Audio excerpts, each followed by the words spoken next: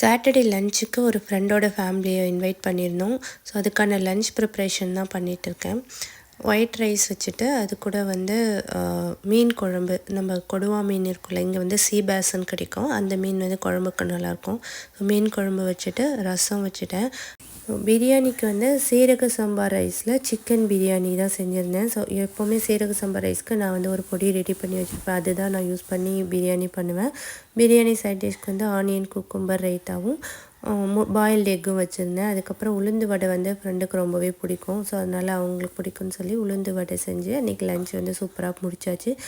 Sunday வந்து ஒரு friend ஒரு ஆர்டர் கொடுத்துருந்தாங்க. அவங்க ஏற்கனவே நம்மக்கிட்ட வெஜ் பிரியாணி, சீரக சம்பா ரைஸில் மட்டன் பிரியாணி சாப்பிட்ருக்காங்க. அவங்க பையனுக்கு வந்து அந்த டேஸ்ட் ரொம்ப பிடிச்சிருக்கு, எனக்கு அந்த பிரியாணி வாங்கி கொடுங்கன்னு சொல்லி கேட்டான்னு சொல்லிவிட்டு இந்த தடவை வந்து பாஸ்மதி ரைஸில் மட்டன் பிரியாணி செஞ்சு கொடுக்க சொல்லியிருந்தாங்க. ஸோ அவனுக்கு வந்து அந்த டேஸ்ட் ரொம்ப பிடிச்சிருந்துச்சுன்னு சொன்னாங்க.